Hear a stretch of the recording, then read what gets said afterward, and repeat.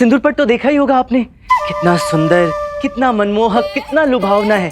ऐसा लगता है जैसे वो सिंदूरपट बना ही है आप जैसी सुंदर स्त्री के माथे की शोभा बढ़ाने के लिए। तो जैसी भावनाएं आपकी आचार्य के लिए हैं, उनकी भी वैसी ही होती तो अब तक तो वो सिंदूरपट कब का आपके माथे का श्रृंगार बन चुका होता, आपकी मांग की शोभा बनने।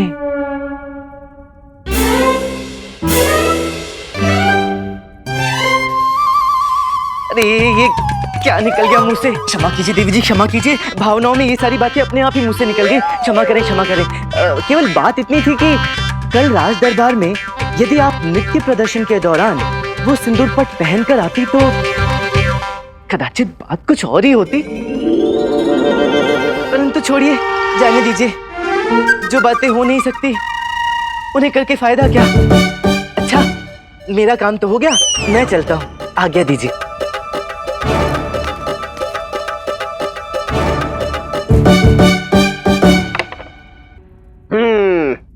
ये फेंका मैंने पासा और ये फंसा तो अब क्या गिरवी रखेगा मनी मेरे इस दांव पर। और वैसे भी तेरे पास हारने के लिए बचा ही क्या है। मेरे पास तेरा लोटा है, अंगोछा है, बाल्टी है, बिस्तर है। तेरे पास क्या है?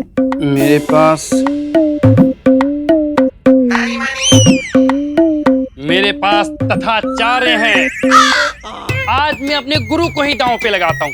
चल लगी बाजी। अरे कोई ढंग की चीज दांव पे लगानी है तो लगा, नहीं तो चलता बन। यही कह रहे थे गुरुजी कि आपको दांव पर लगाने का भला क्या औचित्य है। आप तो पहले से ही हमारे हैं, आप हमारे अन्नदाता हैं, स्वामी हैं और वो भाग्य विधाता भी तो हैं। ये छोड़िए गुरुजी, ये बताइए कहीं आपकी दहिनी आंख तो नहीं फड़क रही है? नहीं। क्यों? कहीं आपकी छठी इंद्री किसी बड़ी मुसीबत का संकेत दे रही हो?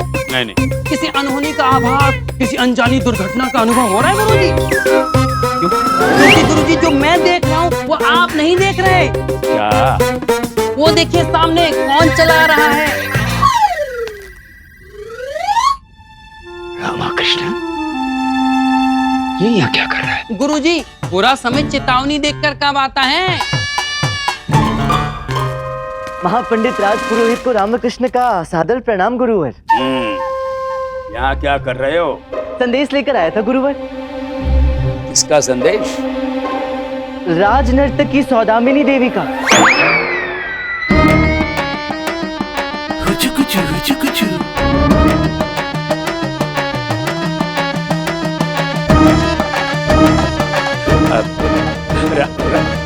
राजनर्तकी सौदामिनी देवी का संदेश? जी गुरुवर, संयोग से महल से वापस लौटते समय उनसे भेंट हो गई। थोड़ी उदास और बहुत क्रोधित नजर आ रही थी। मैंने उनसे उनके क्रोध का कारण पूछा भी, परंतु उन्होंने बताया नहीं। कहा कि आपको ये संदेश दे दूं कि वो आपसे तुरंत मिलना चाहती हैं। क्यों मिलना चाहती है? उदास है ना। तो हम क्या करें? क्या करें हम? भक्तों से मिलने का हमारा समय समाप्त हो चुका है। अब हम किसी से नहीं मिलेंगे। हाँ, यदि वो हमसे मिलना चाहती हैं तो कल दूसरे पहर में हम भक्तों को दर्शन देंगे। आए, हमसे मिले, अपनी समस्या बताएं। अवश्य करें, उनके लिए भी अवश्य कुछ करेंगे। अब हमारी प्रभु साधना का समय हो गया है। आप आए, आपने अपना कार्य किया, संदेश हमें मिल गया। अब आप जा सकते हैं। जो आज्ञा गुरुदेव। वैसे यदि मैं आपकी जगह होता तो उनसे मिलने ये सिंदूरपट साथ लेकर जाता।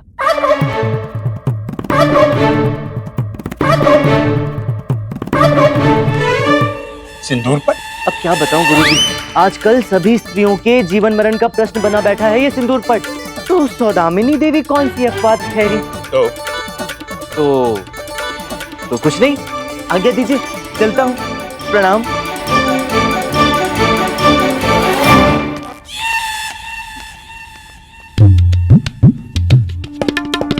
सोच क्या रहे हैं गुरुजी? जाइए जाइए, जल्दी जाकर मिलिए सौदामिनी देवी से। कहीं देर हो गई तो कोई अनर्थ ना हो जाए। कुछ नहीं होता। ये इस पाखंडी का कोई नया प्रपंच है। अपने किसी कुचक्र में फंसाने का प्रयास कर रहा है हमें। मूर्ख कहीं का। उसे क्या लगा हम उसकी बचकाने छलावे में आ जाएंगे? कदापि नहीं। हम कहीं नहीं जाने वाले। सोच लीजिए गुरुजी, अगर उस पंडित की बातों में रत्ती भर भी सच्चाई हुई और आपने उसे अनदेखा कर सौदामिनी देवी के संदेश की अवहेलना की, तो आपका क्या होगा? क्या होगा? अरे गुरुजी, वैसे भी इस आयु में ढंग की खिचड़ी भी खाने को नहीं मिलती और आपको मिली है थाली, वो भी 56 व्यंजनों वाली। अरे गुरुजी, अगर ये थाली छूट गई ना तो सारा जीवन उबला दाल भात ही खाना पड़ेगा। हाँ गुरुजी, वो भी बिना अचार के।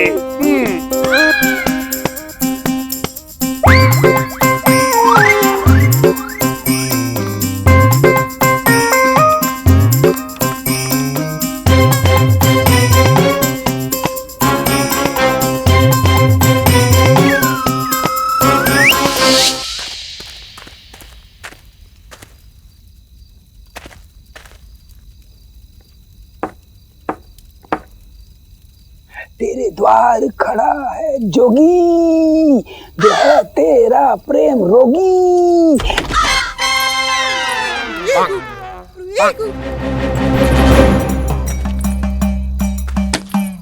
क्या?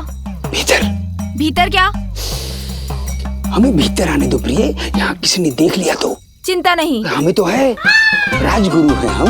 और हम क्या है? तुम तो वो हो, वो अपना वो तो क्या कहते हैं उसे? नहीं मिल रहा है ना उत्तर? उत्तर ये है हमारे पास, पर सोच रहे हैं जो भी देना है भीतर आकर दें। ये वही सिंदूर पट वाला बक्सा है ना? है तो वही। खाली तो नहीं? हाय, हम तो सदैव यहाँ से खाली होकर गए हैं, खाली कभी आए नहीं। तत्थू, आइए ना भीतर, आइए ना, चलिए भीतर।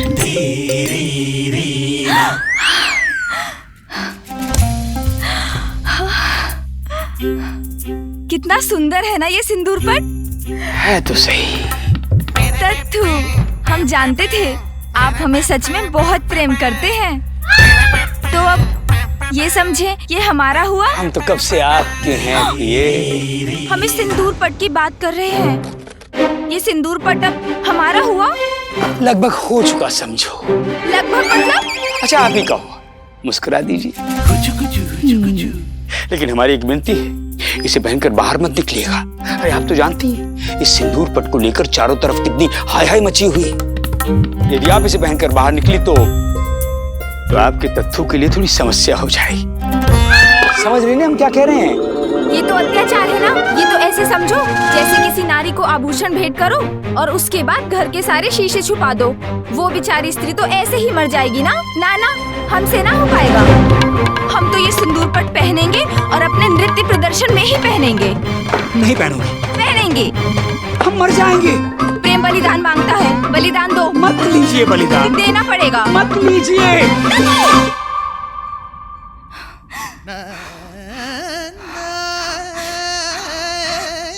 लीजिए। तत्थू।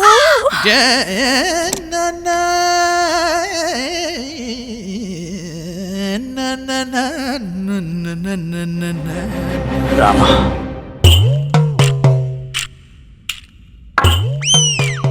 नाराज हो रहे हैं? तो इसमें नया क्या है? जब प्रसन्न हो तो बताना। वैसे नाराज क्यों हो रही है? कह रहे हैं कल तक तो सिंदूर पट को लेकर धरती आसमान सर पर उठा लिया था और अब यहाँ बैठकर आराम से अंगूर खा रहे हो। दोनों रानियों को नकली सिंदूर पट दे दी, उस कथाचार्य को नया प्रपंच रचने का अवसर दे दी। पैर में चक्र लगे हैं क्या तुम्हारे? एक जगह पर टिक कर बैठ ही नहीं सकते हो। तुम्हारी वजह से बेचारी सो नहीं पाती है। न जाने कब इस घर से निकलवा दिया जाए, और सिंदूर पट भी नहीं दिया। शिव शिव शिव शिव शिव शिव शिव। कुछ तो सोच समझ कर बोलो अम्मा। भगवान से डरो, लोग क्या सोचेंगे? मेरे स्वर्गीय पिताजी को कैसा लगेगा? क्षमा करना पिताजी, इन्हें पता नहीं है क्या कह रही हैं। आयु हो गई है ना, इस उम्र में ऐसी बेतुकी बातें निकल जाती है मुंह से। हाँ सिंदूर पट वाली बात हमने कही थी, अम्मा ने नहीं। अम्मा तो केवल तुम्हारी चिंता कर रही थी। अरे रखो अम्मा, धैर्य का फल मीठा होता है। क्यों गुंडप्पे? सही है मीठा है। क्या? ये अंगूर बहुत स्वीट है। पगला। ओहो हो, आइए आइए आइए, पधारिए पधारिए। मैं आप ही की प्रतीक्षा कर रहा था, बड़ा विलंब कर दिया आने में। आचार्य नहीं आए? आए हैं ना, बाहर आपकी तो प्रतीक्षा कर रहे हैं। आपसे भेंट करना चाहते हैं हमारे गुरुजी। अरे तो उन्हें भीतर लेकर आइए, भेंट द्वार पर थोड़ी ना होगी। अब जब बाहर तक आ गए हैं तो भीतर भी आ ही सकते हैं। आवश्यकता भी तो उन्हीं की है ना। जाइए जाइए, लेकर आइए। कोई आवश्यकता नहीं है, हम आ गए। अरे वंदन आचार्य वंदन, धन्य भाग मेरे जो आपके चरण मेरे निवास स्थान पर पधारे। आइए आइए आइए, विराजिए विराजिए।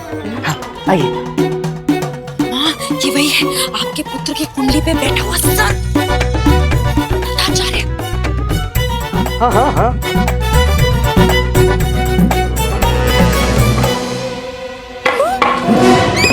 क्या है?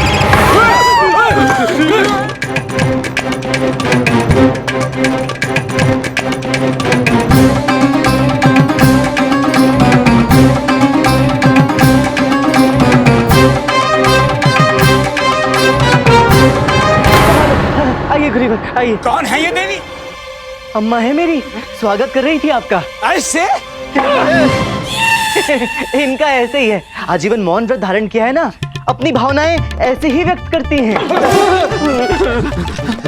तुम दोनों जाओ, जाके माँ जी का आशीर्वाद लो। जाओ जाओ जाओ। पहले आप गुरुजी। हम पीछे ही ठीक है गुरुजी। डरिए मत गुरुजी, काटेंगी नहीं आपको। हाँ आइए आइए गुरुवर आइए। अरे अम्मा, अम्मा शांत हो जाओ, अतिथिगण आए हैं, उनके लिए जलपान का प्रबंध करो। कर दो कर दो।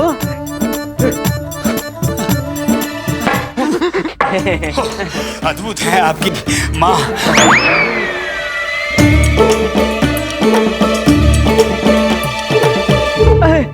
गुंडप्पे, स्वयं आचार्य पधारे हैं। चल चल इनका आशीर्वाद ले, प्रणाम कर आचार्य को। करूंगा अगली बार जब ये अपनी धोती में धंतियां लगाए तो लाइन दे। कहता मानते हैं सारी दुनिया अपनी धोती में धंतियां लगाए घूम ले और ये अपनी धोती में धंतियां ही नहीं लगाते घूम रहा है। हम समझे नहीं, क्या चाहता है ये बालक? आचार्य, ये गुंडप्पा है, मेरा परम मित्र। क्या है ना, इसे घंटियों से बड़ा प्रेम है। जिस किसी की धोती में घंटियां लटकी हुई देखता है, खींचकर खेलने लगता है। अच्छा गुंडप्पे, तेरा बहुत हुआ, जा जाकर बाहर जाकर खेल। जा जा जा, जा। हाँ तो आचार्य बताइए, ये विदूषक क्या सेवा कर सकता है आपकी? देखो, एक ही नाव में सवार दो लोग तब तक शत्रु नहीं रह सकते जब तक नाव तूफान में फंसी हो। अब तूफान का सामना तो दोनों को साथ साथ मिलकर करना होगा ना, तभी तो बचा पाएंगे एक दूसरे के प्राण, है ना? समझ रहे हो ना हम क्या कह रहे हैं? मैं समझ रहा हूँ आचार्य, आप कहिए ना। देखो, स्थिति हम दोनों के लिए बहुत विकट है। कल दोनों रानियां दरबार में सिंदूर पट पहन कर आएंगी तो तुम्हारे लिए बहुत बड़ी समस्या खड़ी हुई समझो। और उधर सौदामिनी सिंदूर पट पहनकर नृत्य प्रदर्शन करेंगी तो छोटी मोटी समस्या हमारे लिए भी खड़ी हो सकती है। छोटी मोटी समस्या? बड़ी बड़ी कह लो। हाँ तो विकराल विकराल कह लो। हाँ, लेकिन उससे समस्या का स्वरूप तो नहीं बदल जाएगा ना। समस्या तो फिर भी खड़ी होगी। हाँ। तो अब वो हम दोनों को मिलकर कोई ऐसी युक्ति निकालनी होगी जिससे हमारे जो प्राण हैं इस जंजाल से बच जाएं। तो बताइए आचार्य, कोई युक्ति निकाली आपने? अरे निकालनी होती तो हम यहाँ क्यों आते? क्या है कि हमारा मस्तिष्क कुछ काम नहीं कर रहा है। अच्छा, तुम ही बताओ कोई मार्ग। और तुम तो दक्ष हो ना इस तरह की समस्याओं का हल निकालने के लिए। चलाओ अपना कोई चक्कर, चलाओ कोई रामा वाला वो तीर तुक्का, निकालो इस समस्या का हल, बचाओ अपने प्राण भी और हमारे भी। आपके प्राण क्यों? देखो, जब समस्या की नाड़ी के सिरे एक दूसरे से जुड़े हों तो इस तरह के भेदभाव अच्छे नहीं होते मेरे बंधु। भूल जाओ थोड़े समय के लिए ये हमारी शत्रुता, बन जाओ मित्र, मिला लो थोड़े समय के लिए हाथ, उसी में हम दोनों की गति है। निकालो इस समस्या का हल। आचार्य, हल तो आप माँ ही निकालेंगे। पर माँ ने तो मौन व्रत रखा हुआ है ना। काली माँ की बात कर रहा हूँ आचार्य, हम सबकी माँ। हाँ, अब तो वही राह दिखाएंगी। माँ कभी भी अपने बच्चों को बुरी घड़ी में अकेला नहीं छोड़ती आचार्य। अब तो सब कुछ उनकी ही दया दृष्टि पर निर्भर करता है। भरोसा रखिए, कल का सूरज बहुत कुछ बदलने वाला है प्रभु।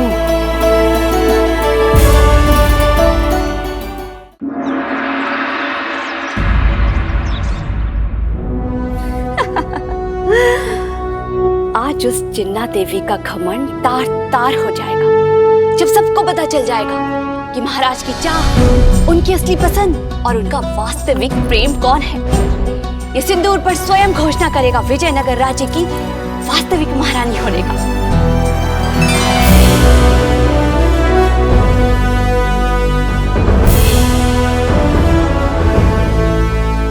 आज पता चल जाएगा उस तिरुमलम्बा को महत्वपूर्ण कौन है, बड़ा कौन है, महाराज के हृदय की स्वामिनी कौन है।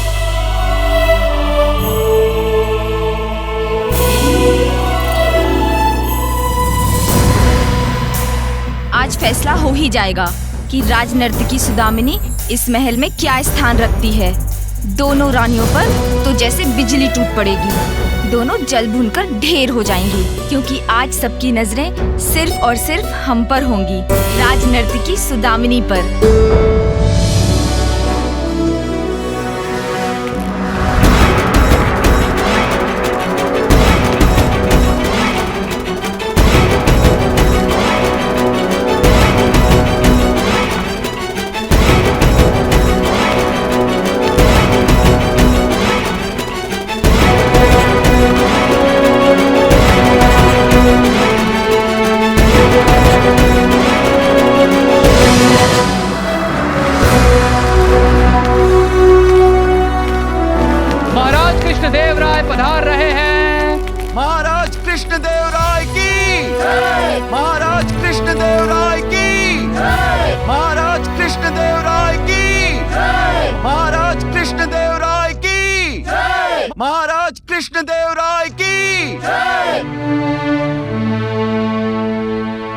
पंडित रामकृष्ण, धन्यवाद, आपने हमारी समस्या का समाधान निकाल लिया।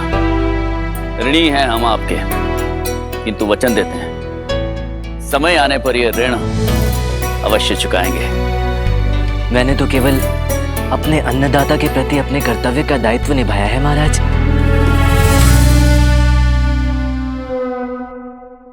महाराज कृष्णदेव राय की, महाराज कृष्णदेव राय की, महाराज कृष्णदेव राय की, महाराज कृष्णदेव राय की।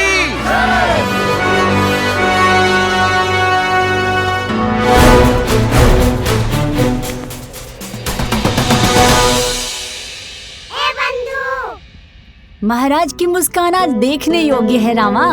कुछ क्षणों पश्चात जब ये मुस्कान लुप्त होगी तो भाव भी देखने योग्य होंगे। मुझे उसी की चिंता सता रही है बंधु। महारानी चिन्ना देवी पधार रही है।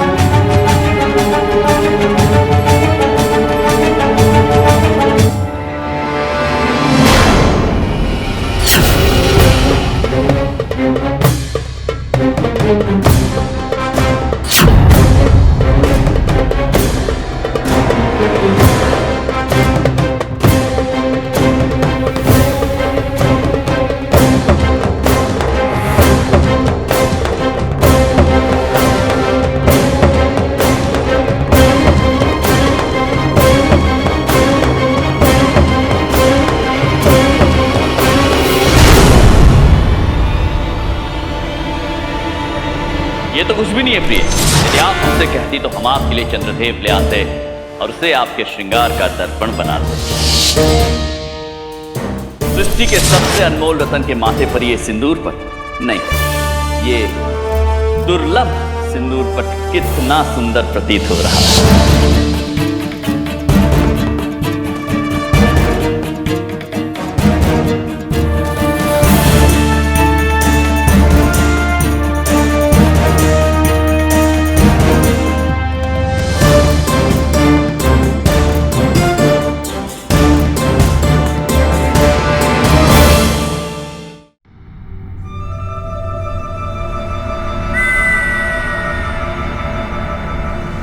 महाराज,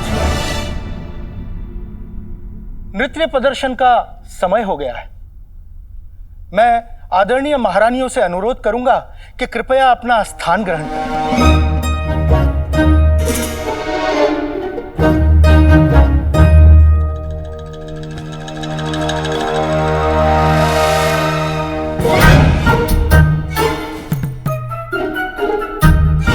ये दूसरा सिंदूर पट कहाँ से आया जो ये छोटी रानी तिरुमलम्बा ने पहना हुआ है? हम भी यही प्रश्न दोहरा रहे हैं। दूसरा सिंदूर पट कहाँ से आया जो इन्होंने पहना हुआ है? नृत्य स्वामिनी, संगीत सारिणी, विजयनगर दरबार की सांस्कृतिक शोभा, ताल का ताज, सुरों की खनकती आवाज, राजनर्तकी सुदामिनी देवी अपना नृत्य प्रदर्शन आरंभ करने जा रही है।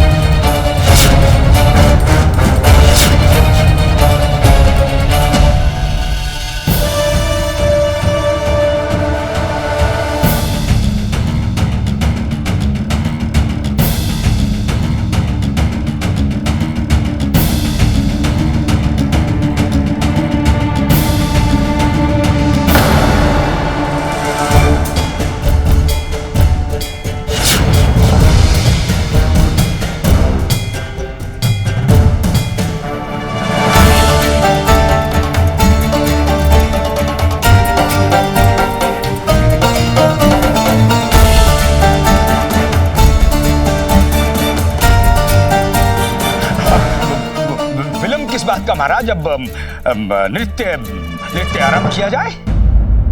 जी, हम भी यही कह रहे थे, नृत्य आरंभ किया जाए। जी महाराज।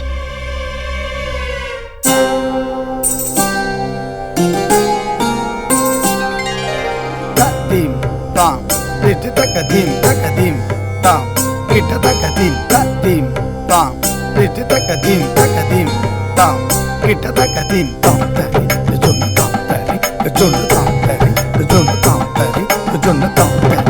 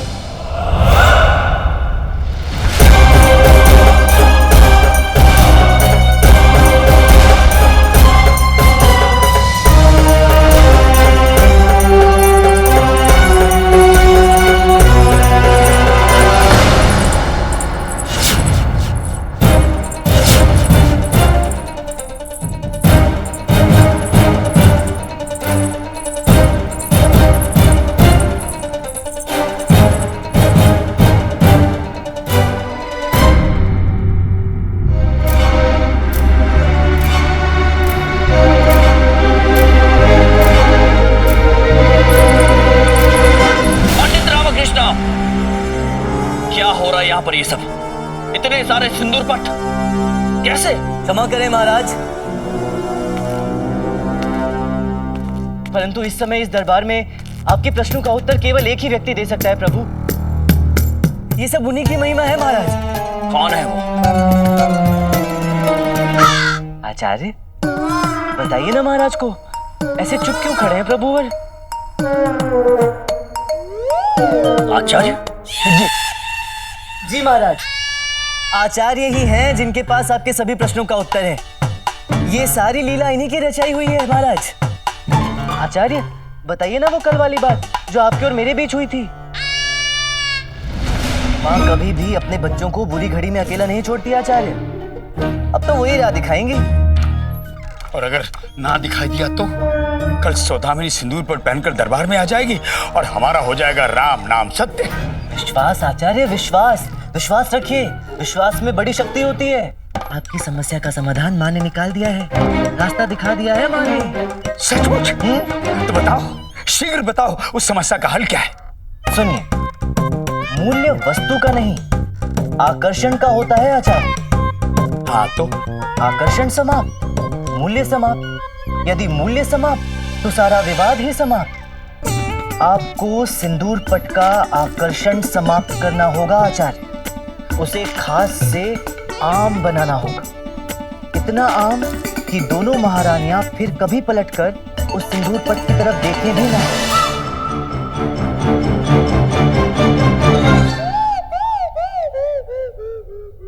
कैसे? अब सारी बात क्या मैं ही बताऊं आचार्य? जरा खुद की बुद्धि भी तो चलाइए। बात तो सुनो और आगे तो सरकाओ। हमारी समझ में तो आए कि आप कहना क्या चाह रहे हैं, फिर हम लगाएंगे ना अपनी बुद्धि। बढ़ो बढ़ो, आगे बढ़ो।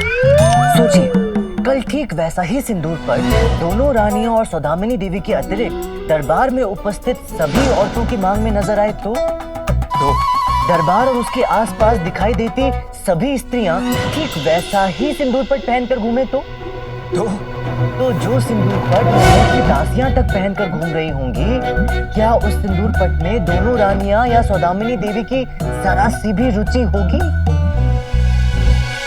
वाह वाह वाह, युक्ति तो बहुत अच्छी निकाली आपने, परंतु एक दिन में इतने सिंदूर पट बनेंगे कैसे? क्षमा करें आचार्य, आयु तो सचमुच हो ही गई है आपकी।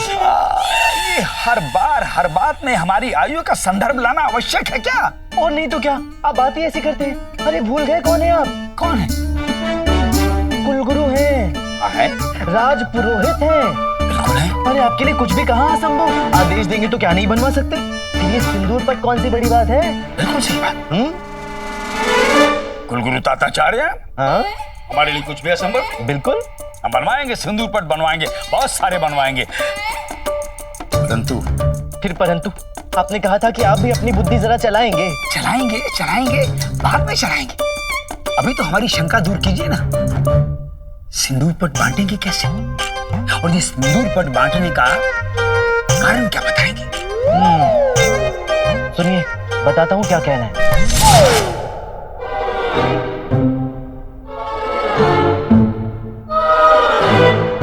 क्या हुआ आचार्य? जवाब दीजिए महाराज के प्रश्नों का। बताइए, ये यहाँ क्या हो रहा है? ये इतने सारे सिंदूर पट क्यों, कहाँ, कैसे आए?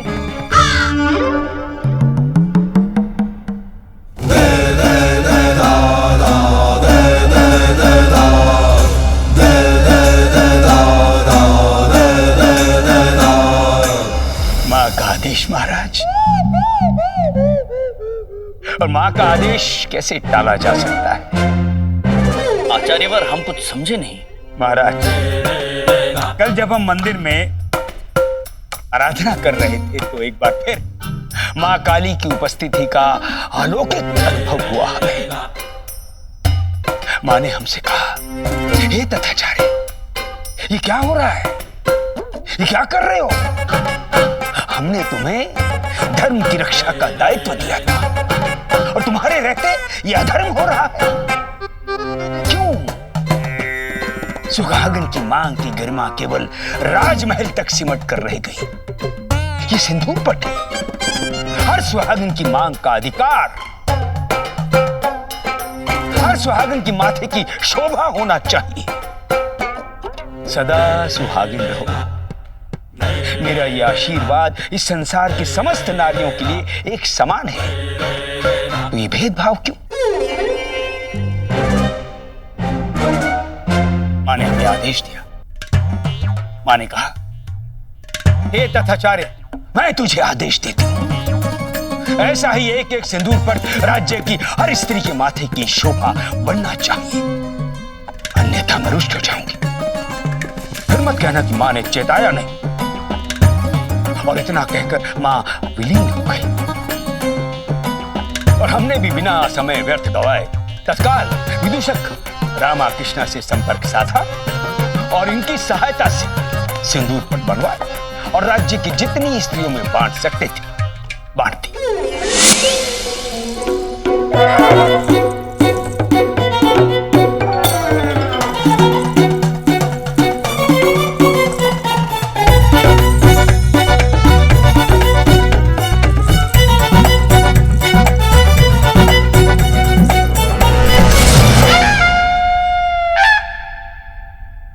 बस हमने तो मां के आदेश का मान रखा। इसीलिए आचार्य तथाचार्य, इसीलिए आप इस कुल के कुल गुरु हैं।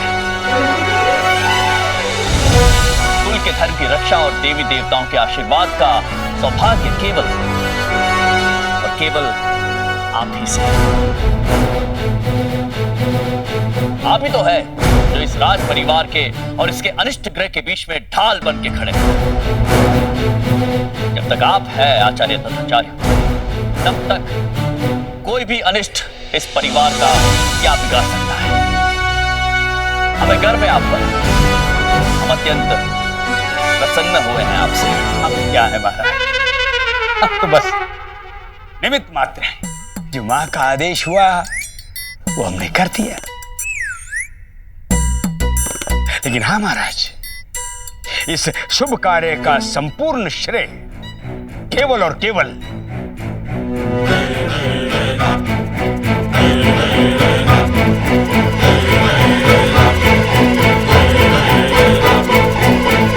मां को जाता है।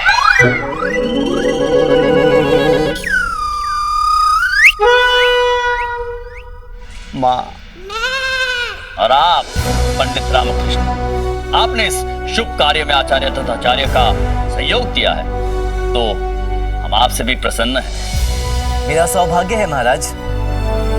परंतु क्या पंडित रामकृष्ण? बात केवल इतनी ही नहीं है, बात अभी समाप्त भी नहीं हुई महाराज। कुछ और भी है जो महाराज की जानकारी में आना अत्यंत आवश्यक है। यदि महाराज आज्ञा दें तो। आज्ञा है पंडित रामकृष्ण, कहिए क्या बात है। बस कुछ क्षण और दे दीजिए महाराज, अभी सब कुछ आपके सामने आ जाएगा। मंत्रीवर, क्या मैं आपकी ये तलवार ले सकता हूँ? नहीं, क्यों? प्रश्न ना करें मान्यवर, कृपया अपनी तलवार मुझे दे दें।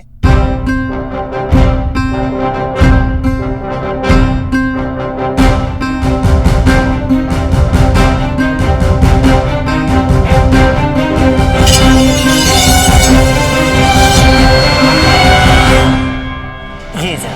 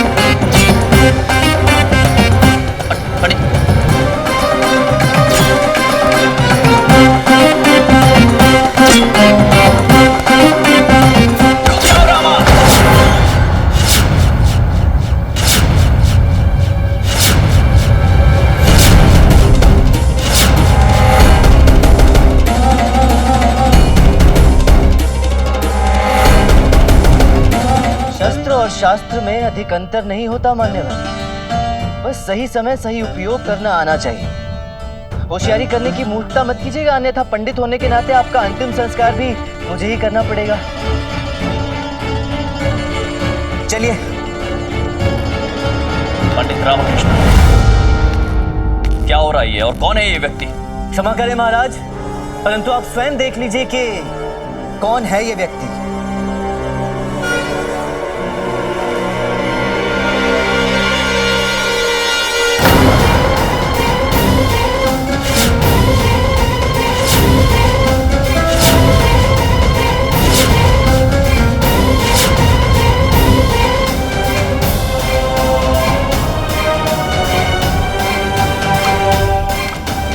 संधि याचना है महाराज। राजमाता आपके राज्य से संधि करना चाहती है। महाराज, ये तो वही संदेशवाहक है जो अपनी राजमाता का संदेश लेकर आया था, और उपहार स्वरूप वो सिंदूर पट भी। जी मंत्रीवर, ये वही है, परंतु दुर्भाग्य से दोनों ही झूठ है। ना ही ये सुंदरगढ़ का संदेशवाहक है और ना ही सुंदरगढ़ की राजमाता महाराज से संधि करने का विचार रखती है। ये सुंदरगढ़ की राजमाता द्वारा भेजा गया अय्यार है और ये संधि प्रस्ताव उनका सोचा समझा षड्यंत्र। ये क्या कह रहे हैं आप पंडित रामकृष्ण? दुर्भाग्य से यही सत्य है महाराज।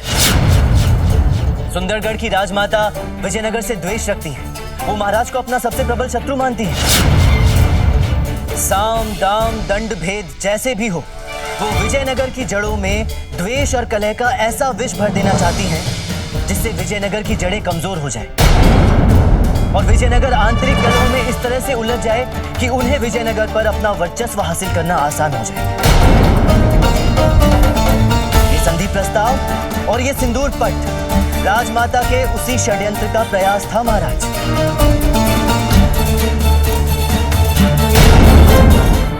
संभवतः इस बात का पता कभी नहीं चलता यदि ये महाशय मुझसे कल बाजार में ना टकरा गए होते। कल के फल अच्छे नहीं थे काका। हाँ, क्या कर रहे भाई? संभाल के। क्षमा कीजिए, मैं थोड़ी जल्दी में। मारते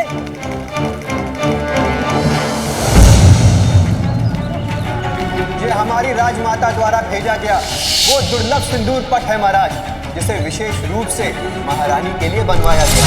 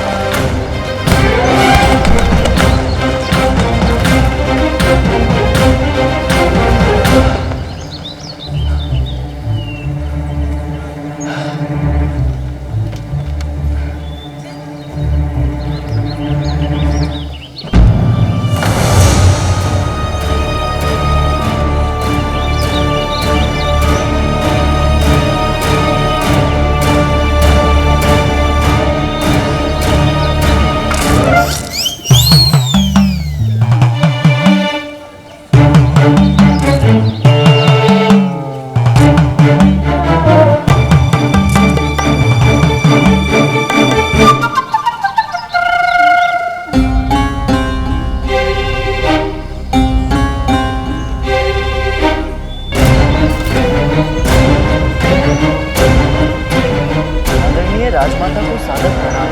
सब कुछ वैसा ही चल रहा है जैसा आपने सोचा था। संधि प्रस्ताव का प्रपंच रचकर आपने सिंदूर पट वाला मोहरा खेला, उसमें दोनों रानियां सरलता से फंस गई हैं और उन दोनों के बीच श्री कृष्ण देव राय। सिंदूर पट 1 और रानियां 2। वाह राजमाता, क्या खेल खेला है आप। राजघरानों की औरतों को निशाना बनाकर उनकी स्त्री डाह का लाभ उठाकर आपने गृह कलेश का वो बीज बोया है जो वृक्ष बनते बनते इस पूरे राज परिवार की सुख शांति लील कर जाएगा और तब होगा विजयनगर पर हमारा आक्रमण। एक कमजोर और अपने ही गृह कलेश का युद्ध लड़ते राजा पर विजय पाना क्या कठिन होगा। बहुत जल्द विजयनगर पर आपका साम्राज्य होकर रहेगा।